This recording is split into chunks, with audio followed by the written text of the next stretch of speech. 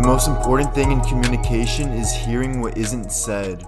In fact, 70% of communication is portrayed through body language. This means that even before someone opens their mouth, we draw conclusions about a person just by the way they carry themselves. One can either display weak or strong body language, and whatever body language you display will manifest into how people treat you in the day-to-day life. And the difference between how you get treated depending on your body language is really night and day. If you display weak body language around women, you will display nervousness, lack of confidence, desperateness, and women will overall get turned off by this type of energy. On the other hand, if you display strong body language around women, you will display confidence, assertiveness, and girls will overall be more comfortable around you and will be more attracted to you because of the strong aura you give off. The same goes for men as well. If you display weak body language, other men will see a need to respect you and you will get walked all over. On the other hand, if you display strong body language around other men, you will command automatic respect and men will actually listen to what you have to say. If there was any video I could give to my younger self to improve my social aura, it would be this one. Because back in my high school days, I wasn't the most outgoing kid. In the field, I was electric and vocal, but in the classroom, I was the low-key kid in the back listening to his music and minding his own business. But now that I have a solid understanding of the power of body language, not only do men and women treat me completely differently, but I move more confidently in my day-to-day life than ever before.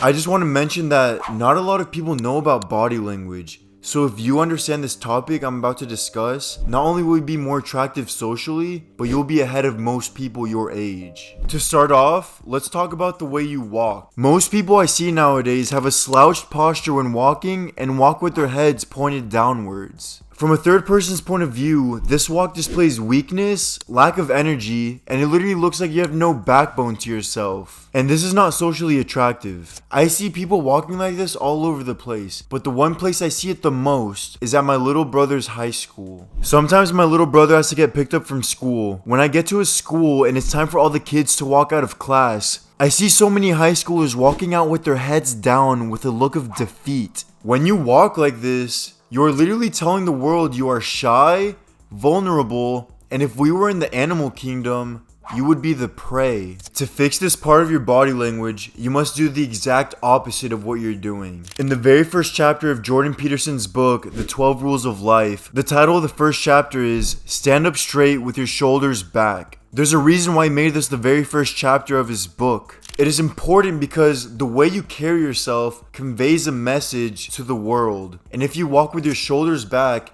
head tilted up, and with confidence, you're basically sending a message that you're ready to take on whatever gets thrown at you. When you compare both body positions, they give off completely different types of feedback to the world. While one posture gives off signs of low confidence, depression, and being defensive, the other one shows high confidence, self-belief, and assertiveness. Which one do you think women will find more attractive? Which one do you think men would respect more? Obviously the man walking with purpose. Not only is the posture you walk in important, but notice the speed you are walking and doing things. When you're walking at a fast pace, you are giving off a nervous and anxious energy. Do the opposite. Unless you're in a rush, I see no need to be pacing down the road. Calm down and walk more relaxed. Tommy Shelby is a master at this, and he not only gives off confidence when he walks, but he also displays a strong aura as well. Now that we have talked about your walk, let's talk about your arms and your hands. This section is very important because most people do this without knowing, so I recommend you listen up. Your arms and hand positioning is a dead giveaway of how you're feeling deep inside during an interaction.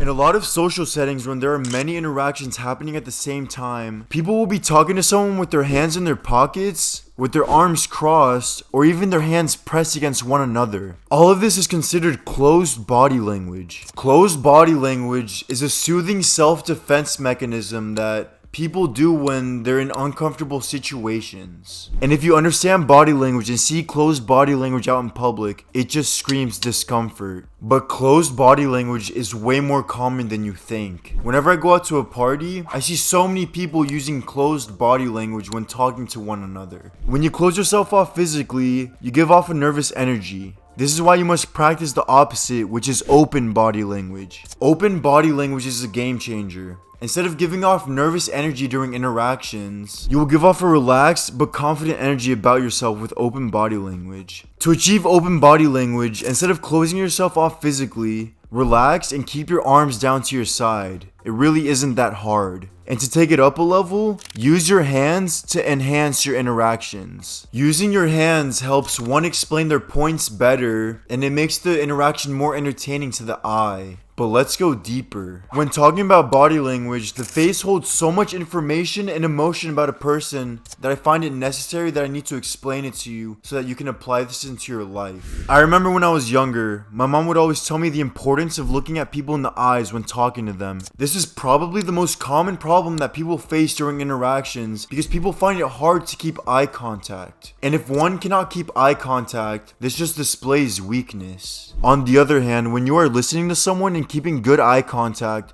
it shows attentiveness and interest in what is being said. This also applies to when you're doing the talking as well. When you are making points to someone and keeping strong eye contact, it shows that you are serious about the topic and that you are confident and passionate in what is being said. But it goes deeper than that. When you are talking to a girl and giving off good eye contact, it will show that you aren't scared to look at her in the eyes like most guys. She will feel your confidence, and if she likes you, she will get turned on by the power of your eyes. This also applies to guys as well, but in a different manner. When you talk to other men with good eye contact, they will automatically respect you more because of how you're holding yourself in conversation. Eye contact is very important during interactions, and when someone talks to me and shows no eye contact, I literally cannot take them seriously. One thing I want to mention is that when you're making eye contact during interaction, don't make it weird. Please don't make it weird. Don't be staring like some creep.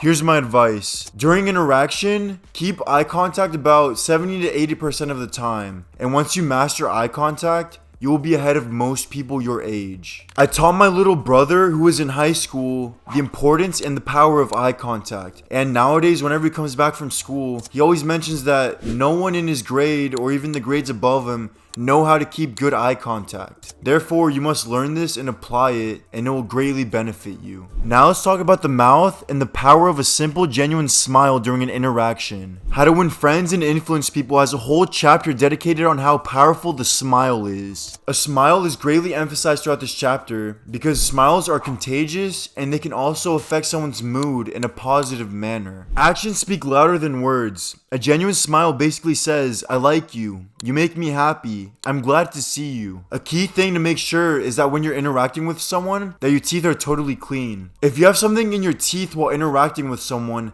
not only is that a turnoff, but this will distract the person from the whole conversation. Your teeth are one of the best things you can invest in due to the power of a smile. Don't be hesitant to spend money on getting your teeth whitened and straightened. There's a reason why there's a saying, "He has a smile worth $1 million."